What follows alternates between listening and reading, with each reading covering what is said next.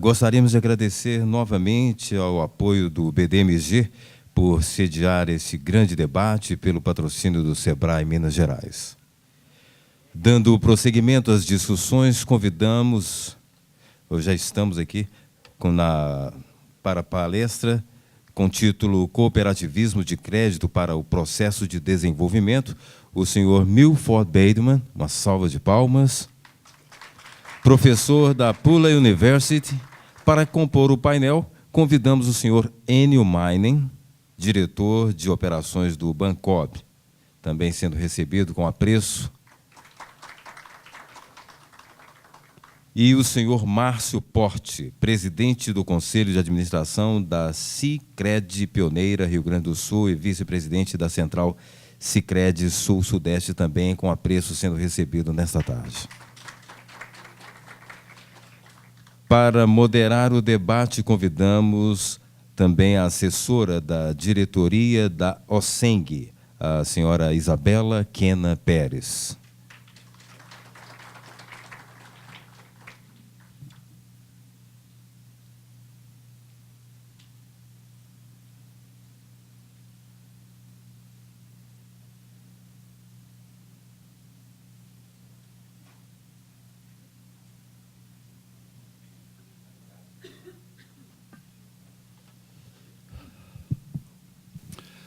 Thank you very much for that introduction.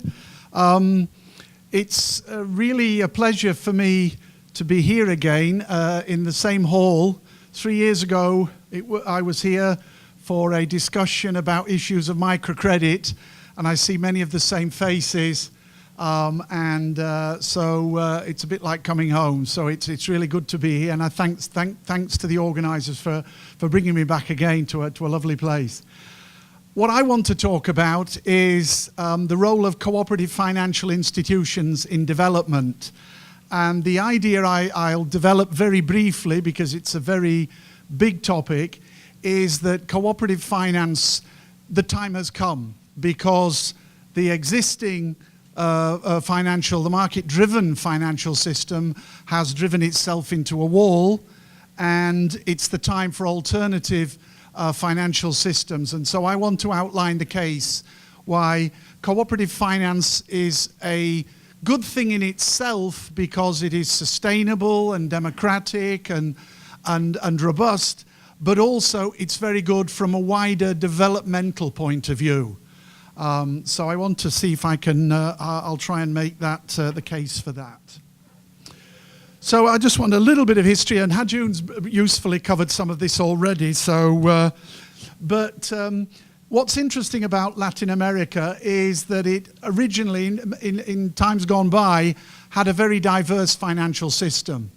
Many of the migrants who came from Europe brought with them their skills and technologies and their institutions, and that included cooperatives and financial cooperatives and credit unions.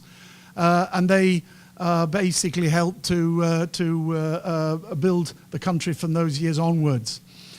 In the post-war period, we had the height of development banking, as Hajun said, and this was very useful in underpinning the import substitution model that was, in a sense, the key to the industrialization of Latin America, and the work of Alice Amsden on Latin America is very good on that.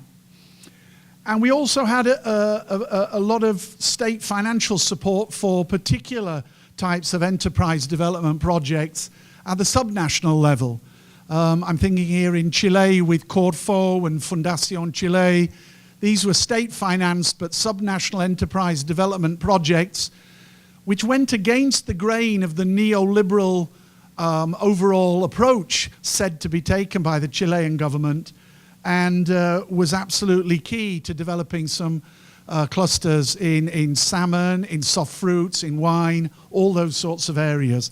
So a very diverse financial system.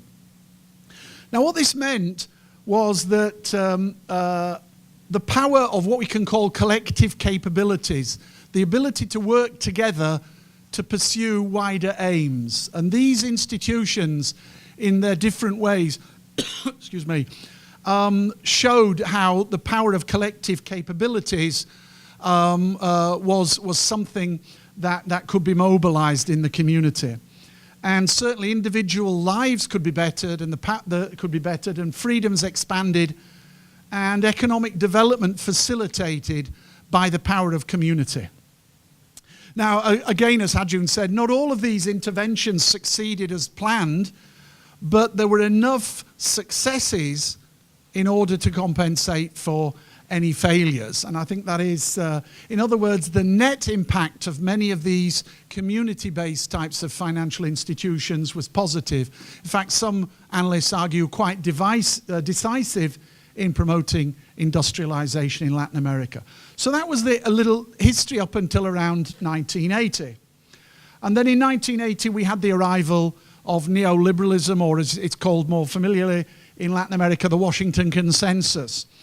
And this was very clear in its re-establishment of individualism in virtually every aspect of life, including in finance.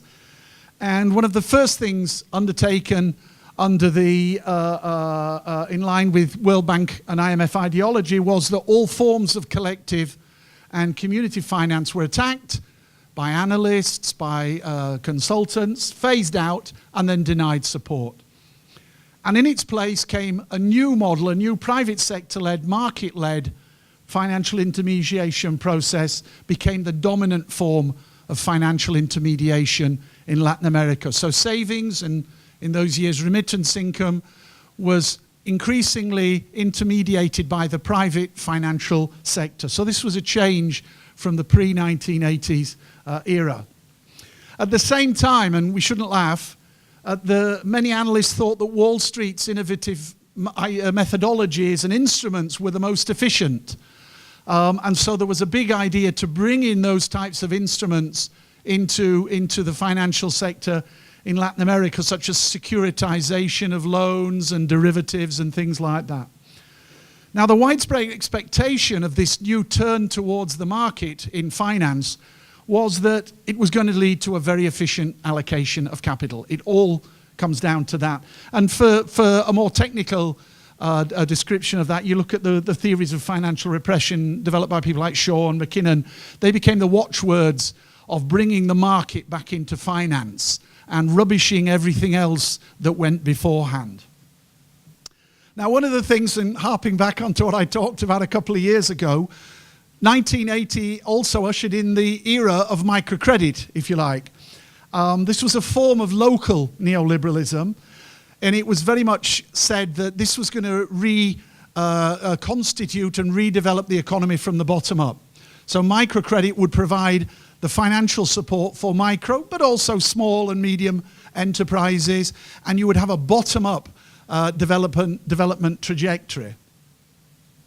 And it was also, because it was market-led, it was also going to be financially self-sustaining, which, if you work in the World Bank, excuse me, this is very much the holy grail. The idea of full cost recovery is very much the holy grail in the World Bank. You have to design any intervention on this basis. And in fact, it went even further than that, because it was soon realized that you could make enormous profits from microcredit. And this became clear in a seminal event in a sense, the decline of microcredit, as I'll come on to, because the initial public offering at Banco Compartamos in April 2007 basically had two, if you like, impacts. On the one hand, no evidence was ever shown then or today that Banco Compartamos was having any impact on its client group, which was 90% women in poverty in Mexico. So no evidence was ever produced to suggest that their lives were being improved. What the IPO revealed, however, was that everybody who was supplying microcredit was becoming a multimillionaire. So the two co-CEOs, the two Carloses they're called, basically we don't quite know because they're very suspect about telling us how much they made. We think up to $10 to $20 million on the IPO, selling their shares allocated as their remuneration. One of the investors from a $1 million investment made about $300 to $400 million. That was Atsion, a Boston-based consulting and advocacy company. And some of the other investors did well, some of the senior directors. So everybody did well except the poor. So that really sent shockwaves through the microcredit industry. However, massive shift in financial resources into the microcredit industry, and from pretty much zero around 1980, by 2010, the microcredit sector accounted for around 45% of total lending in Latin America, with a total portfolio at the time reaching just under 28 billion US dollars. So from zero to about 45% of the financial system, or at least the resources available for on-lending. That's pretty big business. Very quickly, and then after basically the Banco Compartamos IPO, everything started to fall apart. It became clear that no net numbers of jobs were being created, because cramming more people into the informal economy really didn't create jobs. There were very high displacement effects. One new person coming in with a table selling papaya basically took the livelihood of the other person just up the street selling papaya from a table, etc., etc. So there were very big displacement effects, and pushing this race to the bottom was found not to really be the way to increase incomes and employment. It also undermines long-term development because it creates no growth enterprises, and the right enterprises, the growth-oriented enterprises, are basically starved for capital. And then, of course, commercialization brings the familiar Wall Street tactics and then the familiar Wall Street disasters. Over-indebtedness began to rear its head by about 2010. Mexico, Colombia, Peru in particular, and then you had meltdowns in some of the countries. And so the summary now is that microcredit is basically about financializing the poor, bringing the poor into the financial system, not in order to benefit their lives, I mean that's the pretext, but it's about basically financializing them and making them into clients in order to extract value from them in some way, whether it's through high interest loans, whether it's through charges on mobile phone payments or whatever. The idea was that it was going to help the poor, but very much like the big banks before 2008 sold subprime loans on the basis that it would be their motivation was about helping minority Americans own their own home. And if you believe that justification, then you believe in Santa Claus. So the same here, it was about helping the poor, but in actual fact we found it wasn't. But even wider still, it was found that the market-driven financial intermediation structures that had been reintroduced in the 1980s were a disaster. And one important book and insights into this comes from the IADB, and an extremely important book came out in 2010, edited by an economist, Carmen Paguez, from the IADB. And the core hypothesis, or the core argument of the book is that Latin America had an increase in poverty and unemployment and deprivation in the 1980s and 90s because far too much of its resources were being intermediated into the least productive enterprises and away from the most productive enterprises. Okay? So informal micro-enterprises and self-employment ventures were identified as the recipients for most of the credit in the 1980s and 90s, which are of course are ultra low productivity, and the formal SMEs and technology-based companies really had the short end of the stick and so weren't supported and so disappeared from the scene.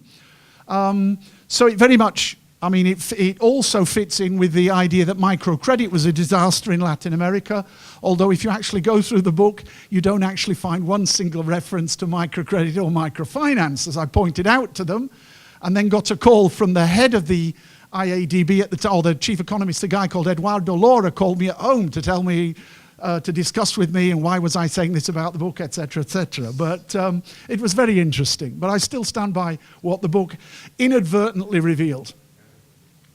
So basically, private sector financial intermediation was a disaster, and these are quotes from the book, which I think are really important. On one page in the sort of executive summary, it achieved nothing more than the pulverization of economic activity into millions of tiny enterprises with low productivity.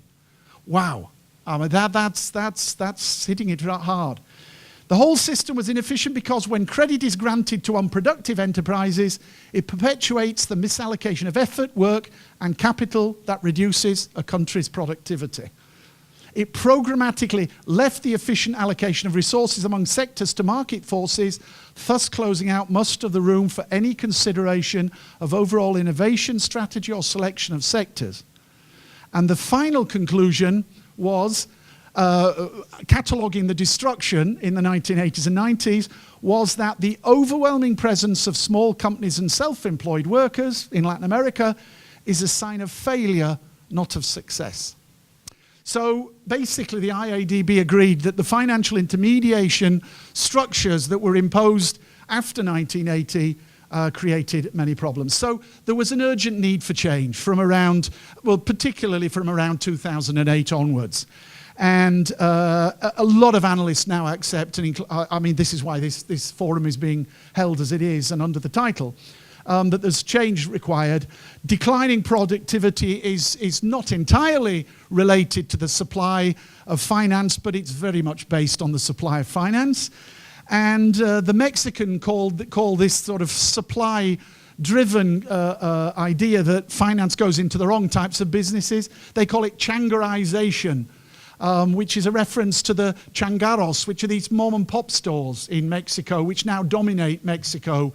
And so there was an argument that most of their oil and gas revenue had actually not gone into increasing the technological capability of enterprises in Mexico, but actually into increasingly changarizing Mexico. And that actual argument was also presented in a document by the Mexican Employers Federation, which is not a lefty organization. And if they're making the argument, then you know something's afoot. So, and of course, we all know that inequality has risen as dramatically in Latin America, as everywhere else, as the poor are basically herded into the low productivity sector. Okay, so we don't have the finance, or we won't allow the finance to create high quality, decent work, as the ILO calls it, but instead they're allowed to, or they're herded into ultra low productivity jobs, and leaving it where there are higher productivity jobs, well, those are reserved for the savvy elites and their offspring to basically run. So coming to the sort of meat of what I'm talking about here, I see an urgent need to revive cooperative finance. As I said, not just because I agree with the idea of sustainability and equality and all the other social and economic factors, but because it can become an engine of local economic development. And the reason I say this is, well, for many reasons, but historically, this is exactly what financial cooperatives and cooperative banks and credit unions actually did. There are many, if you look at the many episodes of sustainable, rapid, and equitable local development, you actually find that cooperative financial institutions are the foundation. So, the obvious ones, and many of you will have come across these, the Northern Italy experiment. After 45, the country, the top of Italy was ruined. It had a big problem with conflict, obviously. The big military industrial sector, which was destroyed. But they reconstituted their cooperative banks and financial cooperatives under left-wing governments. And these financial institutions became the bedrock of financially supporting first agriculture in order to ensure food self-sufficiency, and then moving on to a massively successful industrialization phase, turning one of Europe's poorest regions into probably Europe's richest region, and that includes Switzerland. It's got problems at the moment to do with globalization, but that's a separate issue. So the financial cooperatives and cooperative banks were very much at the heart of that. You also look to the Basque region in Spain, and the Caja Laboral Popular, the Working People's Bank, was founded in the little village of Mondragon by a priest, and it became the prime engine behind the development of enterprises in that region, starting in Mondragon, but then spreading out in the Basque region, mainly cooperatives, which is why the model is so religiously observed, creating the famous Mondragon experiment. What economic development analysts find also interesting about that is that this experiment spread outside of Mondragon into the whole of the Basque region. And then the Basque regional government itself looked to Mondragon for the types of institutions that it wanted to develop or to spread the type of wealth creation they'd created in Mondragon throughout the Basque region. So the regional government took on supporting cooperative banks and financial cooperatives and venture capital funds, cooperative venture capital funds, where they learned from the Mondragon experiment and spread the wealth. And not just within the Basque region, because some analysts said, well, this is specific to Basque culture. It can't really, it's an interesting experiment, but it won't go any further. Well, the Almeria region in the 70s was devastated. It was one of the poorest regions in Spain. They came to Mondragon to see what they had done, as many analysts, many people have done, and they went back and they adjusted and adapted the models they found in Mondragon, and they adjusted it, and particularly they formed a cooperative, financial cooperative, Cayamar, which had financial services, offered financial services, but also technical advisory and business support services, just as the Caja Laboral Popular had done. And we now talk about the Almeria miracle, mainly founded on agricultural cooperatives. It's the orange-growing region of Spain. So again, it can be learned. And then finally, we have Germany's Sparkassen, which are the cooperative savings institutions, which were a vital part in the bottom-up development of what they call the Mittelstand, the middle economy, that became really the core of German industrial might. So it wasn't just Europe, it was Asia as well. We had the Japanese credit unions. Hajun's really interesting talk on reference to Toyota. Well, the Toyota model was very much based on a supply network of micro, small and medium enterprises in the region producing quality, high specification inputs to Toyota. And the way they developed that was through support through these well-regulated credit unions, providing as much financial support as these small businesses working in high specification fields. So that was really important for them. Then countries later on learned what had gone on there and tried to adapt it. And the most famous example, as far as I can see, my wife and I just returned from a couple of weeks in China, fantastic. The Chinese miracle was founded on financial hybrid financial cooperatives, what were called urban and rural credit cooperatives. So they're not quite pure cooperatives in the one member, one vote, but they're a hybrid with local government ownership and community ownership. So, but interesting nevertheless, because they were able to support what became known as the township and village enterprises. And these were local government owned, so that goes against the orthodox grain, but always established at minimum efficient scale. They adopted foreign technology, the best foreign technology wherever they could, and they were encouraged to export. And the TVE experiment expanded throughout the south of China.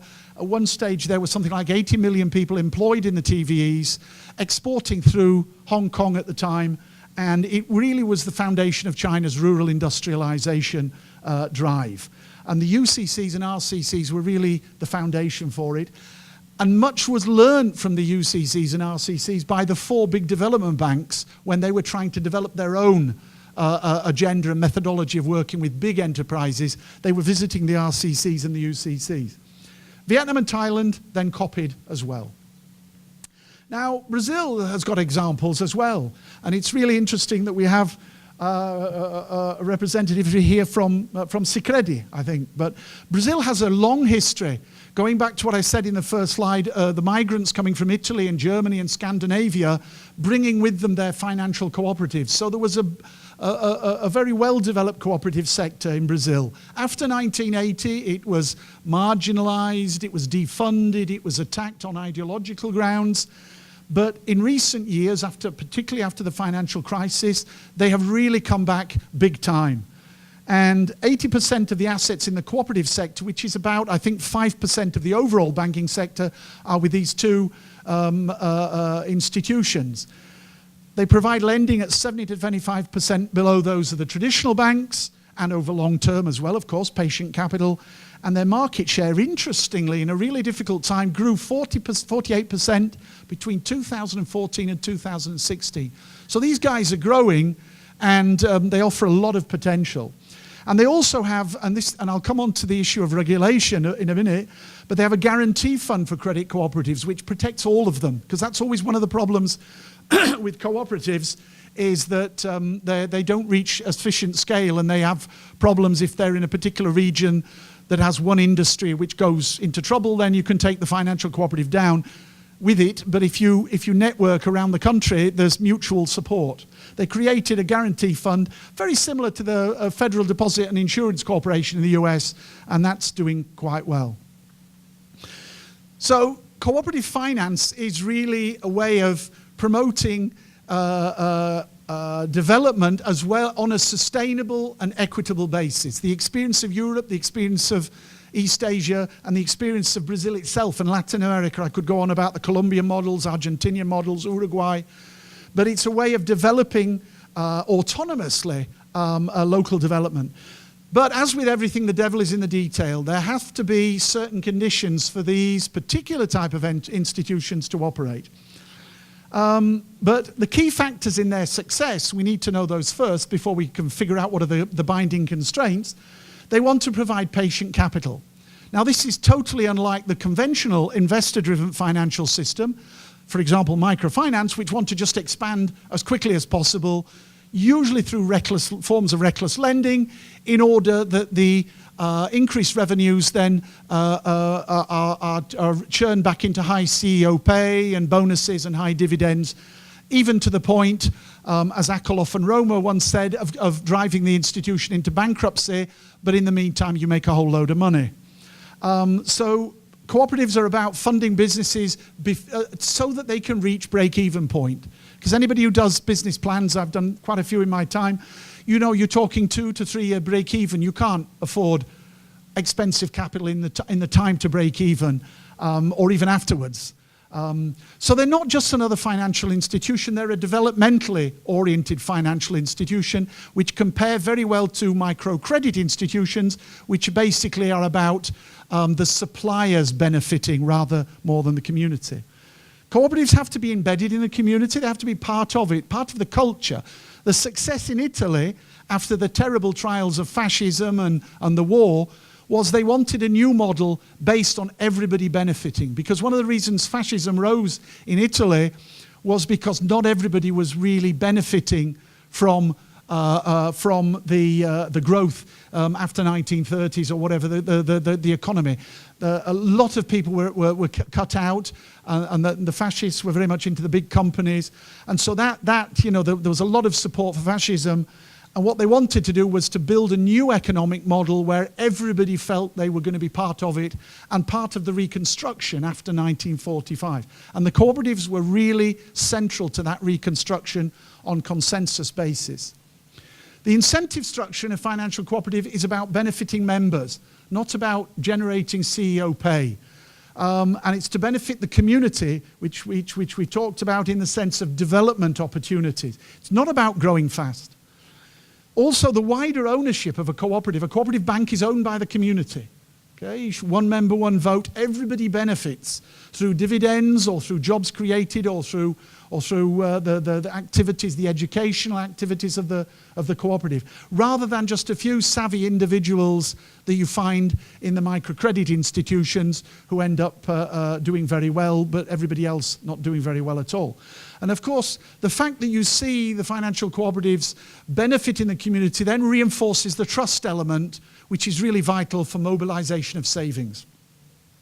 And finally, again, I touch upon this issue of robust regulation, because you have to resist the speculative impulses. And we've seen on Wall Street, and I'll come on to some other innovations, whereby the whole speculative impulses have destroyed and wasted so much of the local economy. So one other aspect of cooperative finance is that, by definition, it's very positive towards supporting different types of cooperatives, including agricultural cooperatives, employee cooperatives, community cooperatives. And so these are the types of businesses that create decent jobs, which is the ILO's definition, which is about decent pay, decent conditions, trade union representation, etc., etc. So when you look at studies after study, they show that cooperatives are far and away the best employer. So really that's the sort of enterprises we need to favour.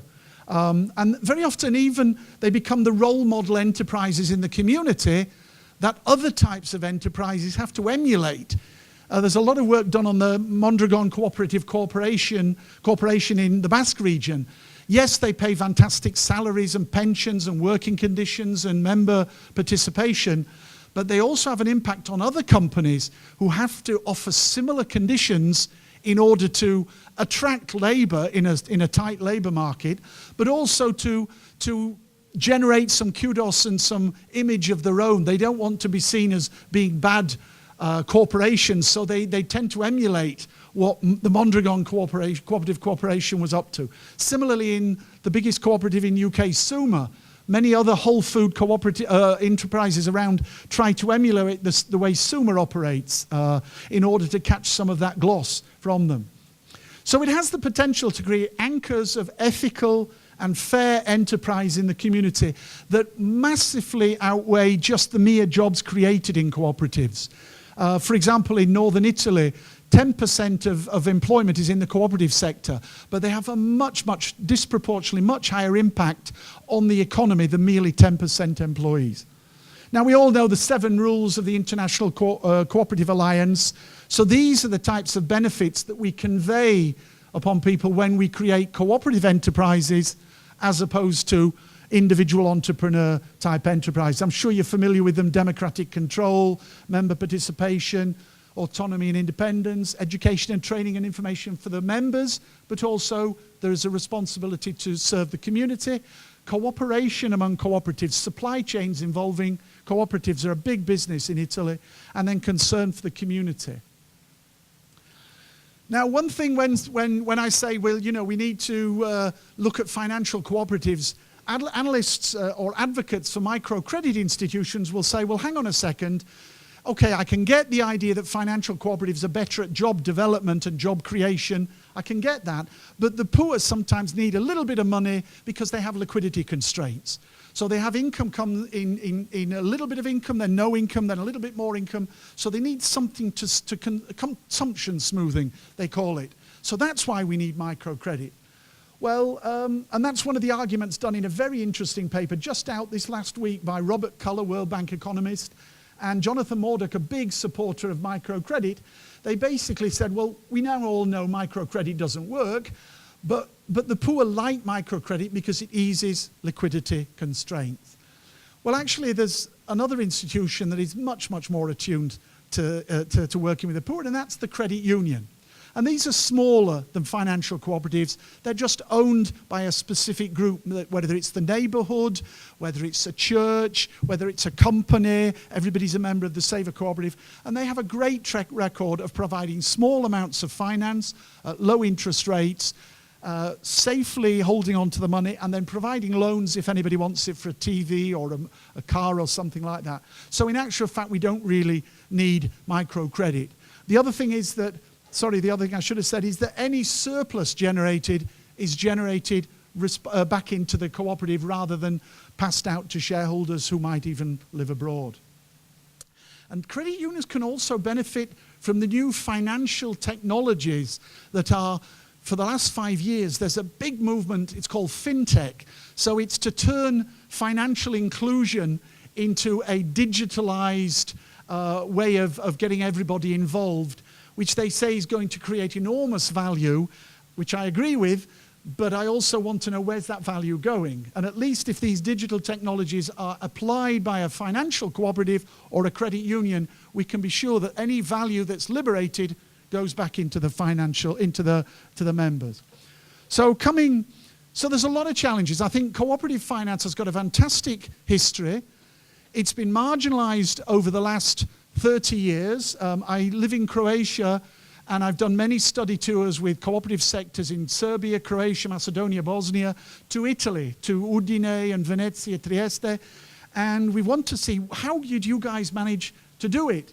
And over the last few years of doing this, one of the big problems came up was one name, Berlusconi. And Berlusconi hated the cooperative sector in northern Italy for two reasons. One, ideologically, he hated the idea that the poor didn't have to rely on entrepreneurs like himself.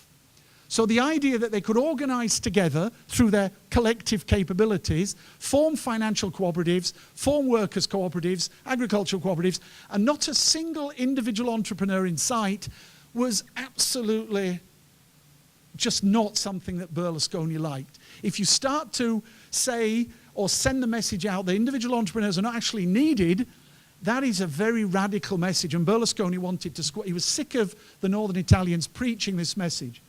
The second problem he had was a more prosaic problem, is that his buddies in some of the businesses said, look, there are so many contracts that are being won by these bloody cooperatives in construction and milk and all sorts of other areas. We need to get rid of those guys because they can always outbid us and they do better conditions and they pay their workers because there's new EU legislation about you have minimum wage payments and stuff. So they're always better than the private sector-led or the individual entrepreneur, investor-led ones. So they wanted to get rid of them so that those contracts could be shifted to Berlusconi's mates. They hated the idea that the profits were going down to in a sense, the members rather than up to the top. So for those reasons, he really fought a long-running battle with the cooperative sector to try to distance it. But unfortunately, Berlusconi is not the only one. We had similar movements in Spain. We had similar movements by some of the Ordo liberals in Germany against the businesses there. We had similar movements in the UK against cooperative finance. One of the very interesting paper, the SME, the Small Business Association in the UK, was saying that, look, there's not a level playing field here because the German small businesses and the Mittelstand are serviced very, very competently and efficiently by the financial cooperatives in Germany, the Sparkassen and the Landesbanken, which are state-owned banks, but they have some cooperative input. And they're very adequately serviced at low interest rates, long-term. You know, this is not fair because we don't have them here. And the EU made a decision, but rather than saying, well, what you need to do is Britain needs to form its own sort of cooperative movement. Instead of saying that, because the EU is basically a neoliberal institution, they said, well, we'll have to make sure the Germans cut their Sparkassen down to size so that they're basically private sector run like the British ones, and then everybody is at a disadvantage. So that's an indication of how difficult, even if you have a successful model, other people don't actually want to support it by the removal of legislation. So I think that's the challenge going forward. So just one slide on this issue of deregulation, because again, Hajun touched upon it with the US savings and loans, but without deregulation and ensuring that fairness and social justice and fair rewards predominate over informality and unfairness, the cooperative sector will always have a hard time. There's no doubt about that. I come from a town in the north of England called Halifax, and we used to have the biggest building society, which is a saver-owned financial institution in the world, the Halifax Building Society. Everybody banked there, took their mortgage there, saved there, everything. But when the Thatcher government came in, they didn't like these mutual businesses, so there was a movement to demutualize. Let's turn it over to market-driven, private sector, profit-led managers, and everything will be so much more efficient. So outside people wanted to get a share of the business because it was very profitable. And the internal managers, who were only earning £250,000 a year and were saying that they were struggling with that, said, yes, if we're much more efficient, we should be private. So they were demutualized. There was a wave of demutualization in the 90s. It was a total disaster because every single case of demutualization collapsed, except, well, there was only one that avoided it called the Nationwide, and that's doing very well. But all the others that were demutualized collapsed. The Halifax collapsed because, as everybody predicted on the marches we went on and stuff, was that the managers would obviously increase their pay and they would get into speculation. That's exactly what they did. $250,000 wasn't enough when they said, well, look, my colleagues in New York are earning 2, 3, 4 million. So I'm not going to get up in the morning unless I can have something similar. So 10 times salary increases straight away after demutualization. Then they began to go into reckless lending because you need to generate the funding, the quick funding to come in so that you can then justify your bonuses and your salary increases. So you then get on the reckless lending treadmill, and then the speculation, including foreign currencies, blah, blah, blah, all sorts of derivatives and stuff, blew it up, and it was sold for £1 to Lloyds Banking Group. And many others had the same fate. But we should have known this was going to happen because we had the savings and loans crisis in the US. These are saver-owned houses. They used to be called savings, building and loans institution, then they were changed to savings and loans. Very similarly, under the Carter administration, they were convinced of deregulating, but certainly under the Reagan administration, big deregulation. They were given the freedom, the CEOs, to basically speculate and to steal the S&L's assets. There was a famous case of Charles Keating, and who basically was the guy who knew how to steal the assets and speculate, blew loads of them up, and over 2,000 perpetrators, CEOs and co-CEOs of the S&Ls were jailed for fraud, and it cost the US taxpayer $164 billion in putting it right. A hell of a lot of money. And of course, we all know that no lessons were learned, because Wall Street went and did the same thing. It was just called subprime loans, okay? And it took down a lot of community-focused banks, captured very much like the S&Ls by unscrupulous managers. But what was different this time, as far as I understand, only one perpetrator has been jailed. Okay, we all know they were as guilty as hell of selling fake assets and tunneling the institution. Everybody knows that. One perpetrator is jailed, whereas in the 1990s, 2,000 of them went to jail. So that tells you a little bit about, sadly, how much we've moved on, in the sense that we can have quite clearly fraudulent CEOs in financial institutions and nothing really happens. But a guy walks into a grocery shop and steals a bag of groceries, he gets 6 months in prison, you know that. So I think that tells you something about the road that needs to be traveled. Just one final slide before I conclude. In the cooperative finance movement at the moment, I'm involved a little bit in the discussion on changes to the cooperative finance model, because they're being beaten out by the big banks and by these new fintech loans institutions. And one argument is that, look, if we can't beat them, we're going to have to join them in some way and become more flexible and more private sector led and become more business-like. So some of the changes are to introduce non-voting shareholders and members and investors, which I think is a bit dangerous, allowing differential shareholders so that it's not one member, one vote. So if I put in a couple of £1 million, I get 40% of the voting power. And well, I think especially the British model, the British history of having exactly the same that way, and they all were destroyed, I think that tells you a little bit about how dangerous that we need to be about that. And interesting, I was just doing some work 2 years ago in South Africa with one of the parties there, the main opposition to the ANC, the Democratic Alternative, and they were interested in cooperatives for the fact that it creates solidarity and people to work together, but they didn't like the idea that the profits were shared amongst the members. So he said, is there any way we can create a capitalist cooperative whereby we get the people to work together, work harmoniously, increase their solidarity, but yet I as an investor can tap into that? Okay, not sure capitalist cooperative actually works on that. So there are lots of sort of hybrid measures which want to build upon the cooperatives and their sort of solidarity and trust, and but not actually be genuine co-op. So I'm very skeptical of those types of things. So my conclusion is, I mean, I'm very much an advocate of the cooperative model. My doctorate way back at Bradford University was looking at the old Yugoslav system and comparing their sort of system of quasi-cooperatives with the UK, Spanish and Italian cooperative models. So I've been working in co-ops for many years now, and so I'm a bit of an advocate for that. But I think many analysts now realize that the global financial system has survived 2008, but we're now staring down even a bigger abyss if we don't get it right. And by all accounts, we haven't got it right. I don't know who was saying the other day, one of the changes in Dodd-Frank, they're just, only one change has had a marginal effect on the behavior and the scale and the scope of the banks.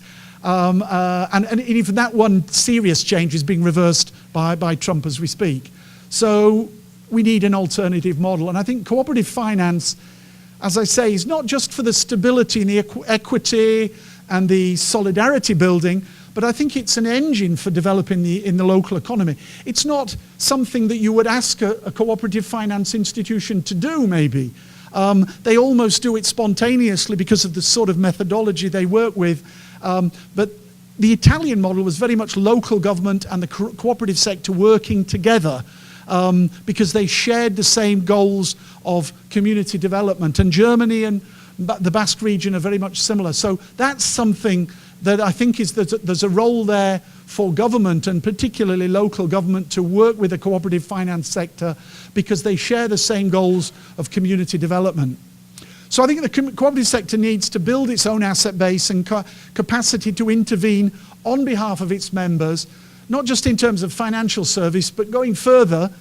I mentioned the Caja Laboral Popular, which had a very, very sophisticated business development section. And that really is the core of their model. And so I think they need to move into that type of area, learn from what they've done, and start to develop new cooperatives. But one of my most controversial, I think, claims here, and it does touch on what Hajun was saying, and I did some work in Cuba because the Cuban government is now looking for an alternative development model. And one of the things, I was asked to go in to do some lectures and look at converting state-owned small businesses into cooperatives. And one of the things we said, well, we think that's a great idea, but your idea to just let them float off, and you believe in this new market economy idea that they'll float off and they don't need any support whatsoever, is based on a fundamental misreading of Western capitalism, because, as Arjun said, Western capitalism is very much driven, at least the successful versions, by interventions by the state. And so what we were arguing was, if you don't have at least local government supporting these new cooperatives, they will quickly go bust, and then the whole concept of cooperation will be discredited. Okay? So we very much advocated going in and having local government get involved in cooperative development, which was something they found a bit strange, that we're getting rid of the state, but you want to reintroduce the state. So it took a lot of convincing. And then, of course, Trump got in and the Canadian government money we had sort of came to an end, and we don't know whether we'll get any more to carry that on. We've just applied for some more. But the other example I referred back to when we were talking was going back to work in South Africa with cooperatives there, agricultural cooperatives, and we went to see some fantastically successful cooperatives in South Africa. In fact, the agricultural development in South Africa under apartheid was very much founded on agricultural cooperatives. The rather nasty thing is that they were white cooperatives. But why they were successful was because they had a very comprehensive infrastructure of support around them to make sure that South Africa could be self-sufficient in food, and therefore apartheid could continue. So there was a political rationale for supporting the co-ops. It created jobs for whites, it created a food supply when the rest of Africa was not looking very nicely towards South Africa. So when we suggested these new generation of black-owned cooperatives, that they would need a sophisticated infrastructure, the World Bank will not go for that. No, they want to cut all that sort of stuff. And they did. And so you had many examples of cooperatives, sometimes with restituted land, set up, no forms of support, quickly died down, and then you go back to South Africa. We were just there a little while ago. Cooperatives don't work. They tried some with some restituted land, and they all collapsed within a couple of years. Well, they collapsed because if you don't have the infrastructure, cooperatives, like any other business, don't survive. So that is sometimes controversial in the cooperative movement because they jealously guard the separation from government, and I agree with them on a political separation, but I don't find a problem in cooperating with local government for the common good, to the extent that both sides wishes to do so. So I don't really have a problem with that at all. And I think my final point is, unless we understand that we need to re-regulate, then we are going to set up a few new cooperative financial institutions. They'll expand a bit, and then there will be some event will come along, and they, because of the weak regulations, whether it's internally driven or externally driven, a takeover or an internal managers reorganizing or buying out the cooperative. That's one of the main reasons cooperative die, because the managers get together, form a private company, then petition the members to vote in favour of dissolving the company, and then it becomes a private company, which they happen to be the 5 shareholders of. Those things are possible if you have weak regulations. Italy doesn't allow that. Germany has problems. They don't allow it. Spain had to allow it with some that collapsed. But robust regulation, I think, is one of them. I'll stop there. I've gone through very quickly. I'm sorry, I apologise to the interpreters, because I do tend to talk very quickly. But I hope I've given at least some idea, I think, of the potential for cooperative finance. And in this new age that unfortunately we find ourselves in, I think we really need to start looking at, especially at the local level, at macro level, there are other institutions like Benedès and development banking, but certainly at the local level we need to look at more community-based financial institutions, and that would be my point of view. So thank you very much.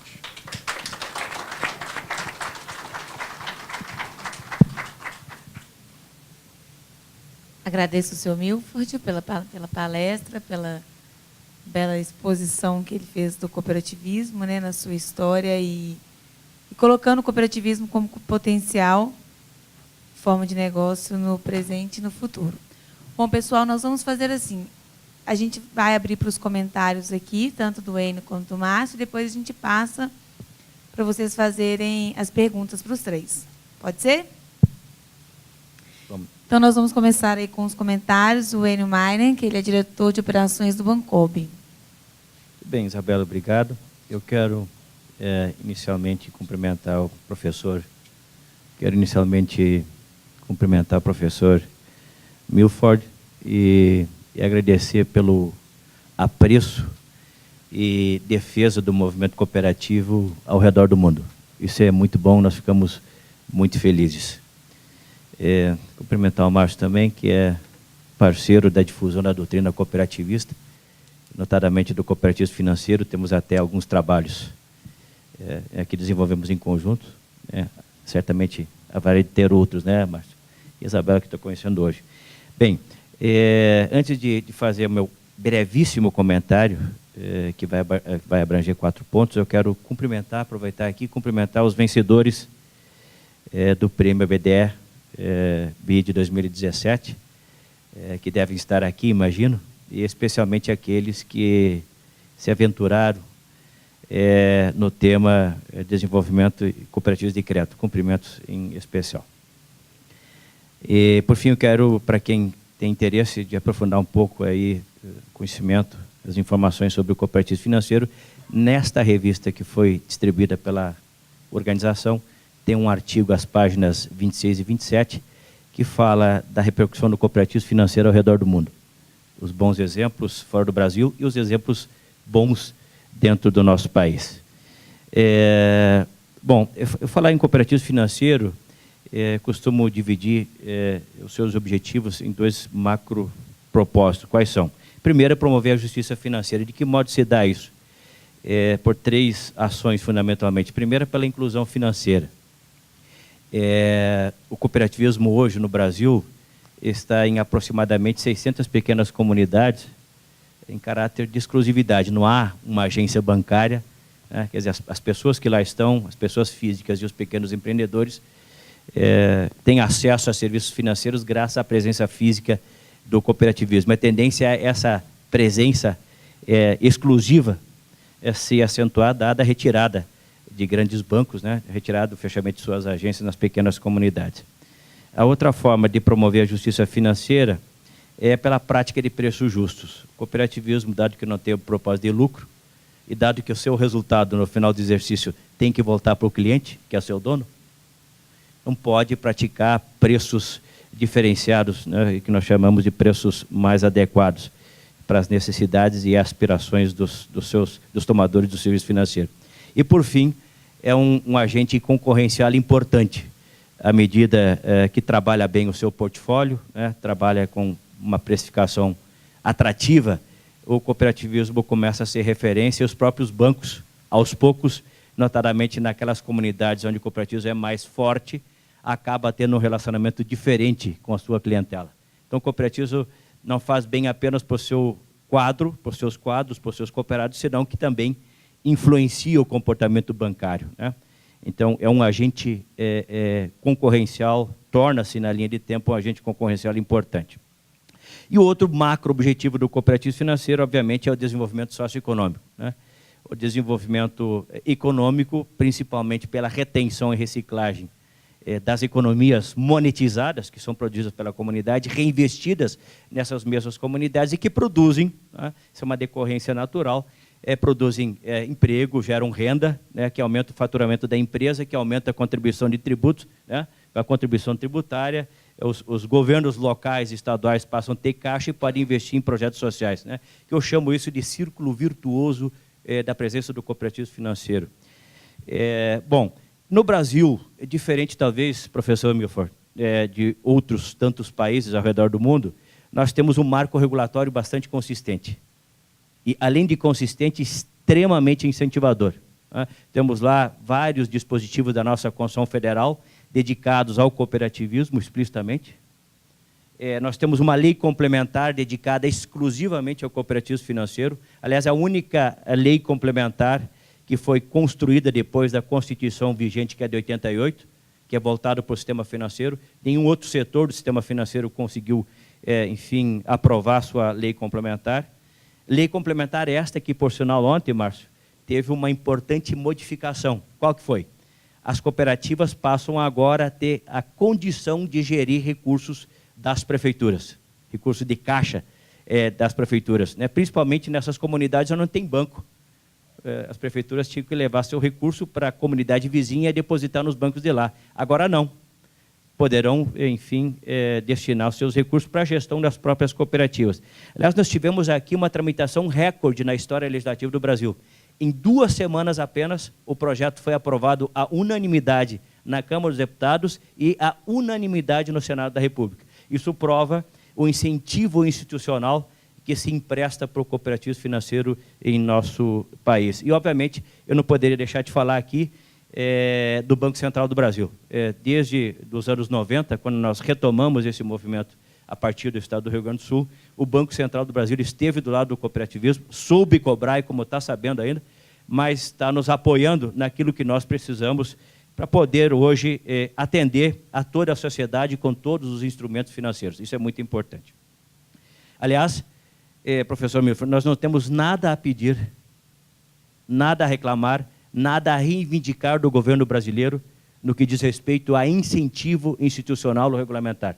Podemos, sim, ser uma referência para qualquer país do mundo, né, eu uso dizer isso, nós somos uma referência em termos de marco regulatório incentivador para qualquer país ao redor do mundo.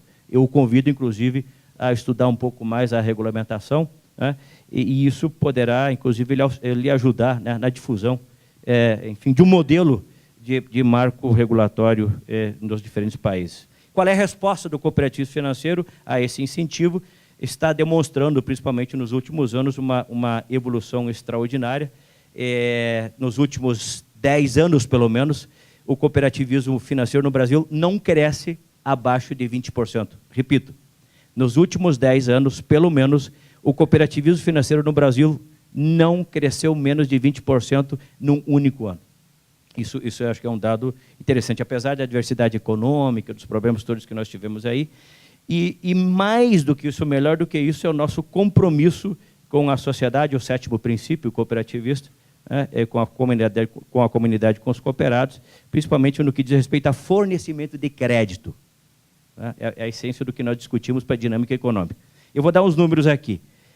Se nós pegarmos o intervalo de 2008 a 2011, no problema do subprime, a carteira de crédito das cooperativas cresceu precisamente 82%.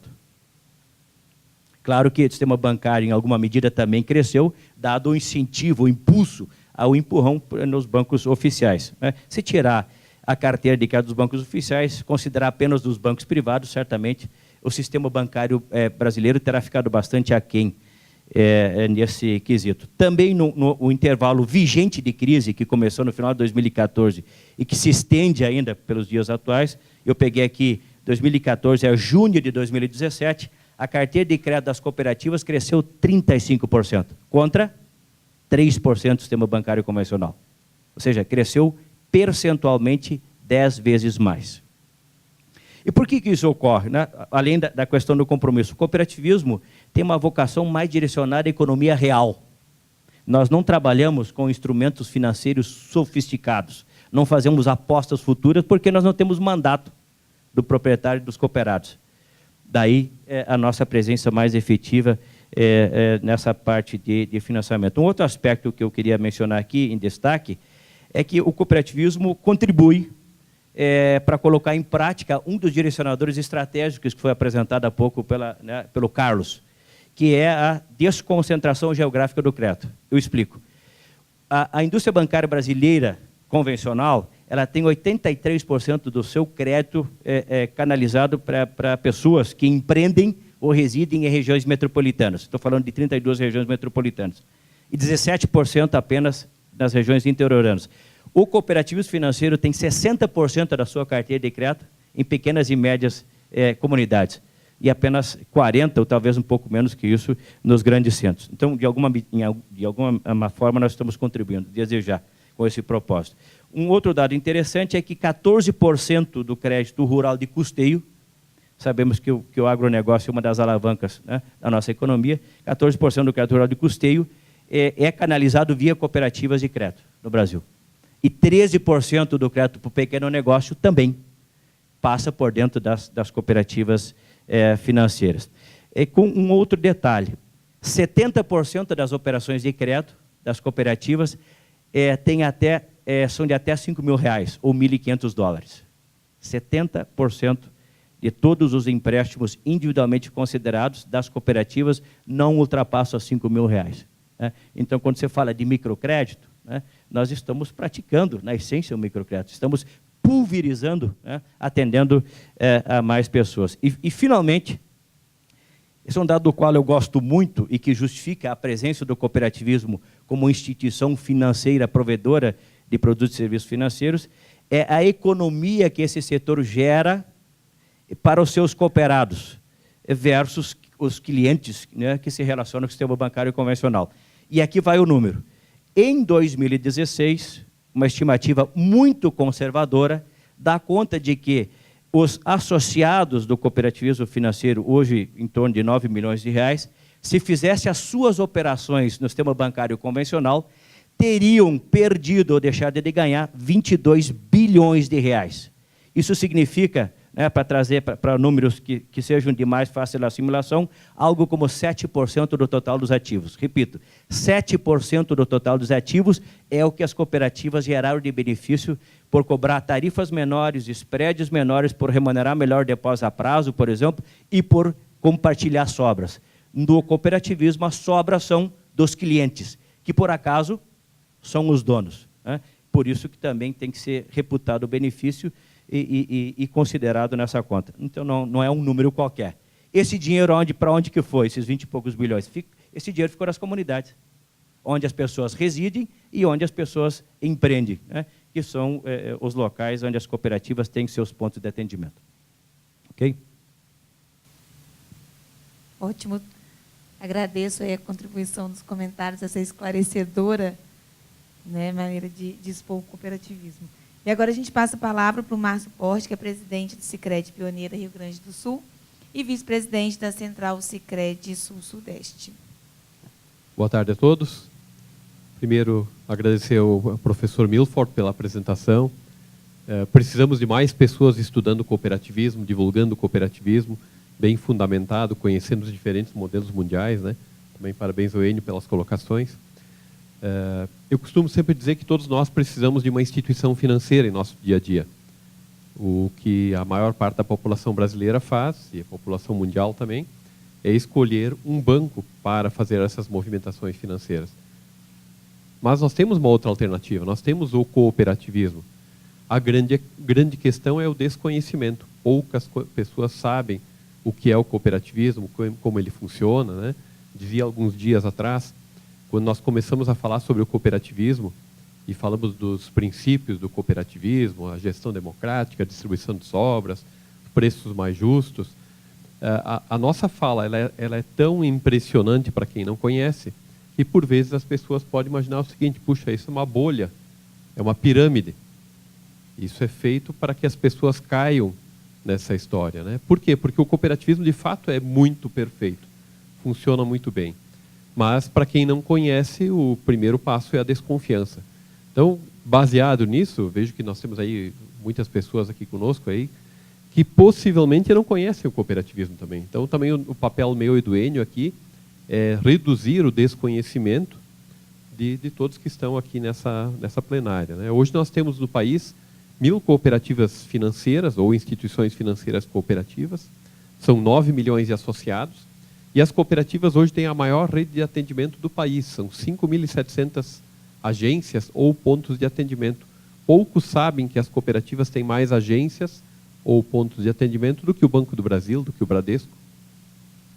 Em volume de depósitos, hoje temos 6% do market share do país, atrás e muito próximo do Santander, mas atrás apenas dos 5 maiores bancos. Felizmente, a história do cooperativismo é uma história de sucesso. Claro que tivemos períodos difíceis no país, mas hoje temos 4 cooperativas centenárias já no país. Eu sou oriundo de uma delas, a mais antiga, fundada em 1902, em Nova Petrópolis, mas temos outras 2 que estão prestes a completar 100 anos. Então nós teremos aí em pouco tempo 6 cooperativas centenárias no nosso país. E dito pelo Marcos Pinheiro, do Banco Central, a Sicredi pioneira, ou, vou refazer aqui a colocação, a instituição financeira privada mais antiga do Brasil é uma cooperativa. Isso poucos sabem.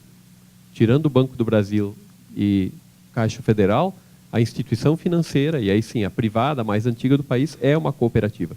Esse é um mérito que nós temos que divulgar mais, assim como na Alemanha se destacam cooperativas com 150, 160 anos, nós temos cooperativas com uma grande história aqui.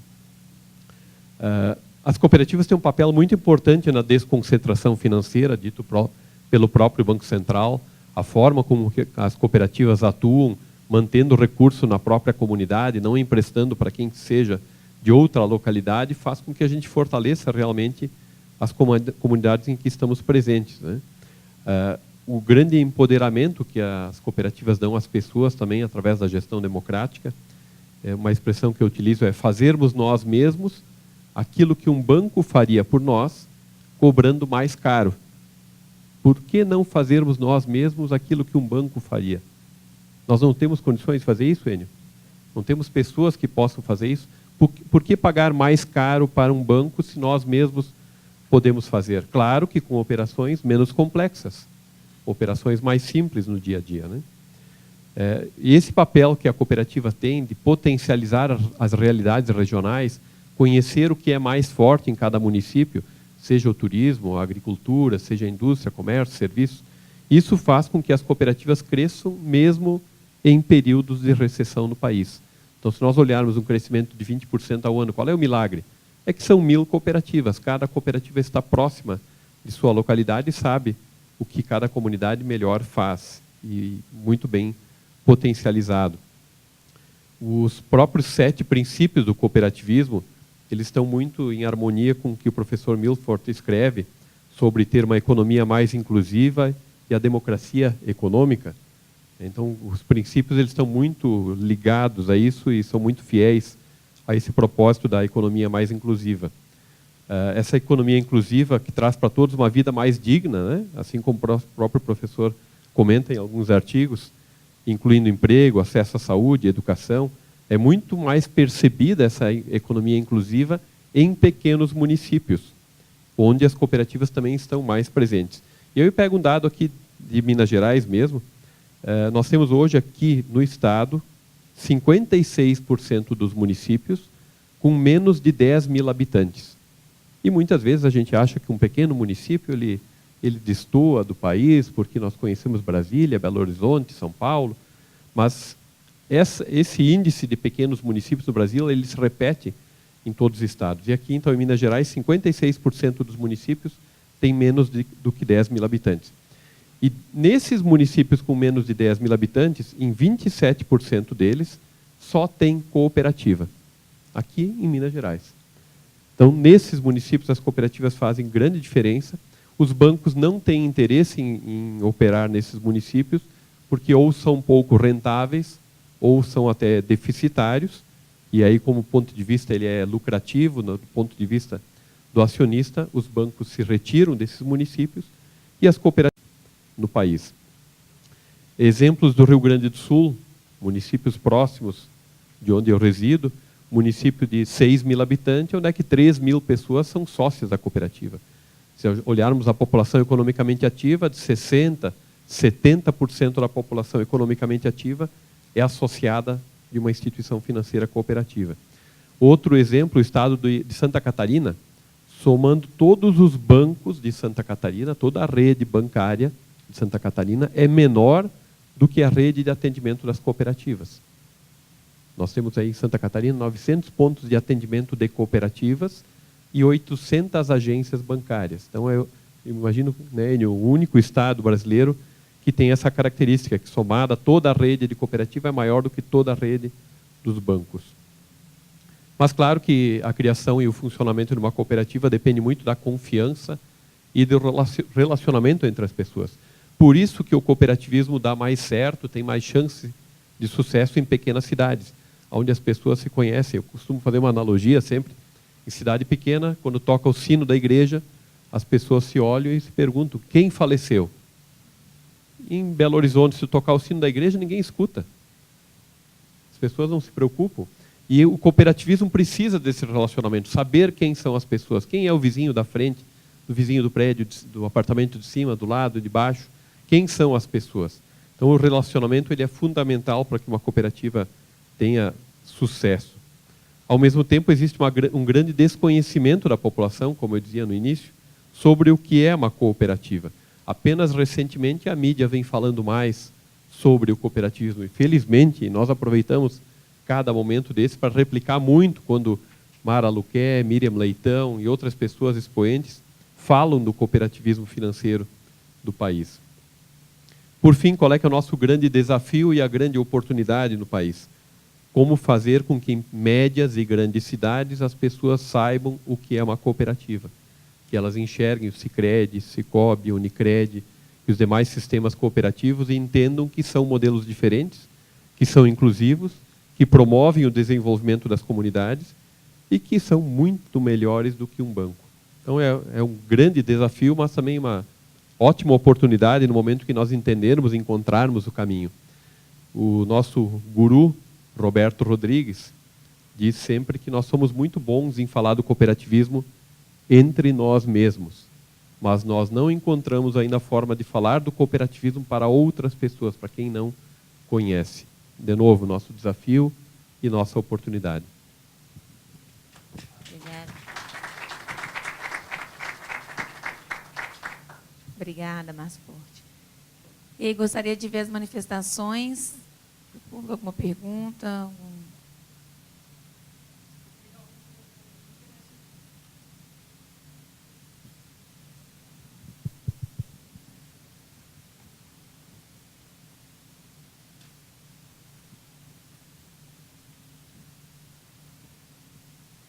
Boa tarde. Em primeiro lugar, parabéns a todos, né? Parabéns ao professor Milford, Meinem, Porte, parabéns pelas colocações. Primeiro, parabenizar o evento em si, né? Que esse tema de cooperativismo de crédito me encanta e, assim, é uma oportunidade de fomentar trabalho sobre o assunto, né? Ter um prêmio, uma área específica sobre esse assunto, realmente é muito prazeroso saber que mais pessoas vão ser incentivadas a escrever sobre o tema. A minha pergunta, né, eu queria que vocês comentassem sobre um assunto. Até primeiro eu vou só contextualizar para os nossos convidados estrangeiros, né? O Brasil ele é dividido em 5 regiões geográficas, tá? Sul, Sudeste, Centro-Oeste, Norte e Nordeste. E a participação das cooperativas nessas regiões ela é muito divergente, né? Assim, como o Brasil é um país muito grande, realmente fica muito difícil ter uma homogeneidade em todas essas regiões, e até as regiões se diferenciam entre si, por características próprias. Recentemente, o Banco Central começou a publicar o Panorama do Sistema Nacional de Cooperativas de Crédito. Tá? É um documento que mostra vários dados estatísticos sobre o cooperativismo de crédito, a exemplo do que já ocorre do relatório de estabilidade financeira, que é um documento que já vem aí sendo feito há muito tempo. Então, é mais uma importância que o Banco Central está dando para o cooperativismo de crédito, né? Ter um documento rotineiro sobre o assunto. Só como exemplo, né? A região sul, 91% dos municípios da região sul possuem cooperativas, são atendidos de alguma forma por cooperativas. A região nordeste é a menor, com 9%. Então, é uma diferença assim, muito grande, né? Enquanto o sul, quase a totalidade é atendida por cooperativas, o nordeste só 9%. E a gente sabe das dificuldades do nordeste, e eu queria que vocês comentassem assim, o que está faltando no nordeste para as cooperativas realmente, né, deslancharem lá. Obrigado. Muito bom. Essa pergunta sempre aparece quando a gente fala sobre cooperativismo financeiro. Mas eu queria te dar uma boa notícia. Nós estamos observando lá no âmbito do Cicobi, talvez o Marcio possa depois falar um pouco do Sicredi, que também tem hoje uma presença, passa a ter uma presença regional no Nordeste e no Norte, mas no Cicobi, nos últimos 3 anos, as regiões que mais estão crescendo em termos de participação no cooperativismo, número de associados, volume de negócio, são justamente as regiões Nordeste e Norte. Então, eu te diria, eu vou te dar um outro exemplo. Nós temos dificuldade em desenvolver o cooperativismo nas regiões metropolitanas, em capitais, dizia o Marcio, e eu concordo. Só que em João Pessoa, a segunda maior instituição financeira é cooperativa, é no Nordeste. Então, poxa vida, se em João Pessoa, né, que faz parte do Nordeste, nós temos uma instituição financeira cooperativa com tamanha representatividade, por que nós não podemos ter, né, em outros estados, né, que compõem essa região? Você pega, por exemplo, lá Rondônia, eu falava para um colega aqui do BAS há pouco, a maior participação relativa do cooperativismo financeiro é lá, não é no Rio Grande do Sul, não é em Santa Catarina, não é no Paraná. Em Rondônia, né, tem alguns sulistas lá, mas uma boa parte não é do Sul. O cooperativismo financeiro tem 13% dos ativos do Estado, em Rondônia. No Mato Grosso, ok, tem vários gaúchos lá e tal, alguns inclusive gremistas e tal. Nem tanto, gremista não é tão. Mas tem gente de outros estados, no Mato Grosso é 12% do PIB financeiro regional é das cooperativas. Né? Então, eu diria que é uma questão de tempo. Né? O pessoal está começando a perceber, né, que o cooperativismo é uma boa solução, e pelas boas práticas pontuais que a gente tem, né, numa e noutra comunidade, essa ideia vai se difundindo. Nós também no Nordeste, nós estamos no âmbito do Cicobi, é a região onde nós mais abrimos agências, proporcionalmente falando, nos últimos 2 anos. Então, eu te diria assim, resumindo, é uma questão de tempo, nós estamos chegando lá e vamos ter um protagonismo bem mais efetivo, comparando, né, com o que nós temos hoje. Pode anotar e me cobrar depois. Tá? Eu digo sempre que a nossa educação brasileira ela nos prepara para sermos bons empregados e não para sermos empreendedores. E para criarmos uma cooperativa, nós temos que ter um grupo de, no mínimo, 20 empreendedores. E talvez a gente fique muito bitolado, muito amarrado nessa nossa formação de sermos empregados, receber as coisas, acolher, sermos servidos. Nas pequenas cidades é mais fácil, como eu dizia antes. A base de tudo é a confiança. Nós não nos juntamos com 20 pessoas para criar uma cooperativa se nós formos totalmente desconhecidos entre os 20. Nós temos que nos conhecer para criar uma cooperativa, né? Ter confiança entre nós.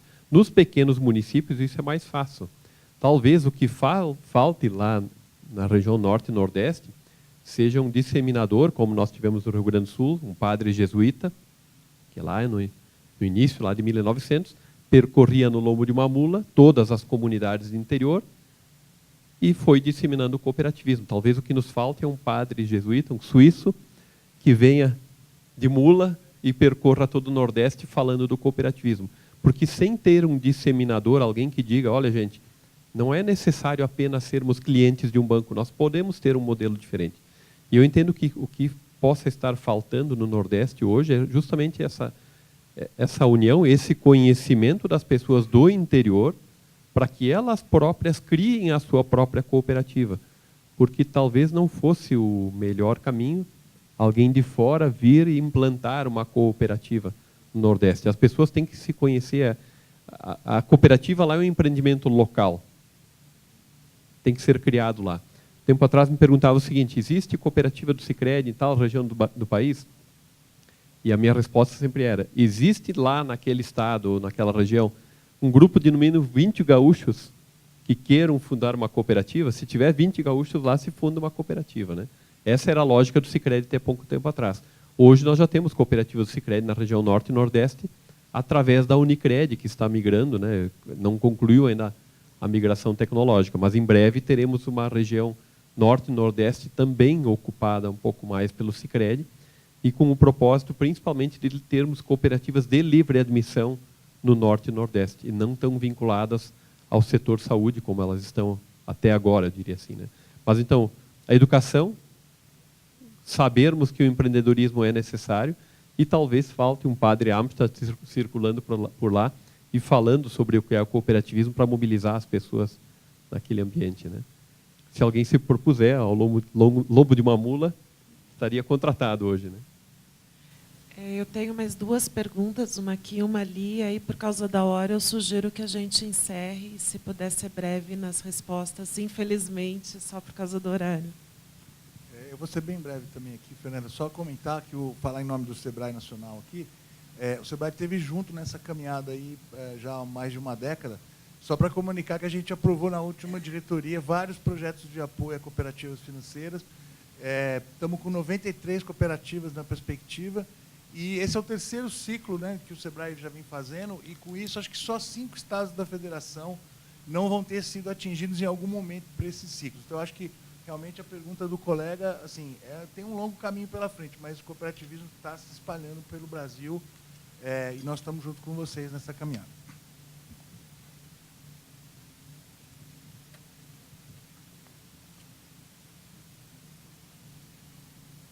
Boa tarde a todos. Em primeiro lugar, parabéns aos promotores do evento, pelo nível do evento, a BDE, BID, OCB, BDMG, acolhida muito fraternal aqui de todos os amigos, em especial ao Marcos e ao Marcos, nosso amigo da BDE, e o Marcos Croco aí pela acolhida, pela instituição BDMG, a realizadora.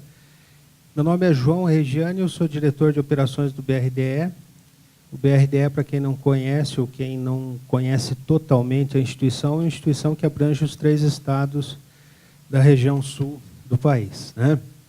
E nós temos, lá na região sul, o BRDE como Banco de Desenvolvimento, uma ação mais efetiva do seu corpo funcional ali no trato direto das operações, principalmente as operações que excedem a 300, 400 mil reais, né? As operações de um montante menor, de linhas, no caso, linhas menores, nós temos uma parceria muito forte lá com as instituições cooperativas na região sul, no caso, o Cicobi e o Sicredi, né?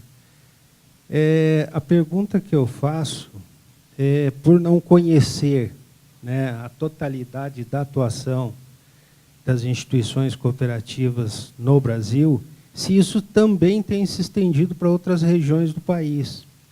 Porque eu julgo assim de uma importância muito grande quando os bancos de desenvolvimento ou as agências de fomento fazem essa parceria com as instituições cooperativas, justamente porque ela faz com que se capilarize mais o crédito, né, ocorra de uma melhor forma a inclusão financeira tão desejada, principalmente nessas regiões mais remotas, onde as instituições maiores não podem alcançar, Então, a pergunta que eu faço, até para fins de realmente conhecer melhor a atuação dos bancos cooperativos no cenário nacional.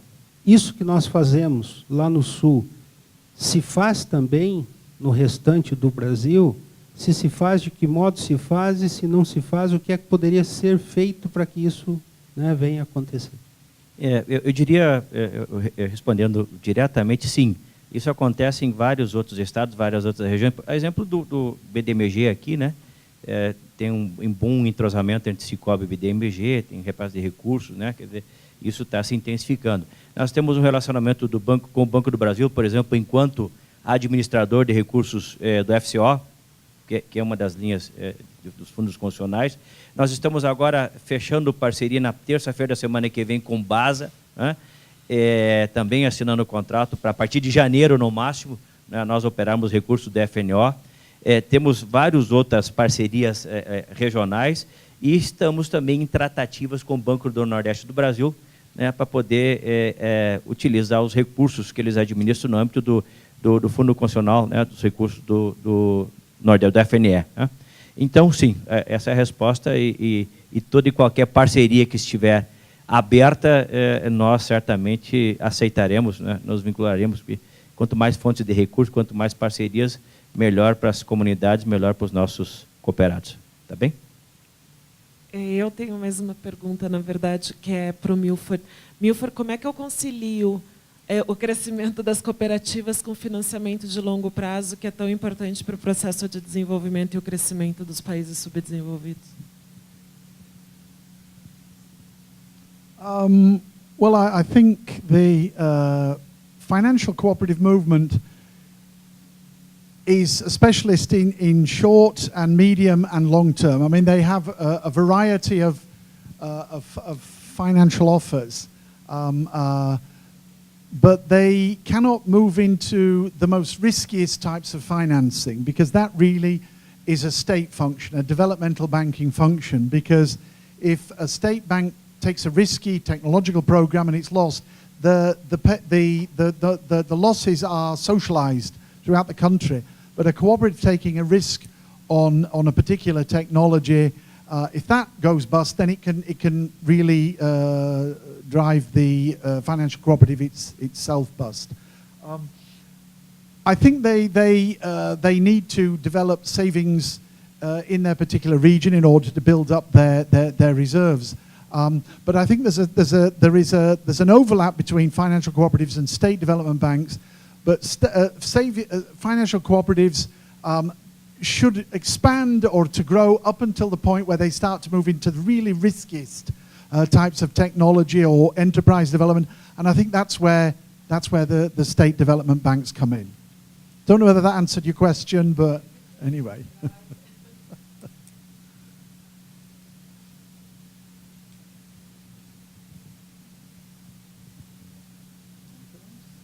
Ok, agradecemos então as presenças do professor Milford, Bateman, também do senhor Enio, Meinem, do senhor Marcio e da senhora Isabela Kena Pérez, enriquecendo aqui o nosso encontro, que é o Fórum do Desenvolvimento e cerimônia de entrega do prêmio ABDE BID 2017.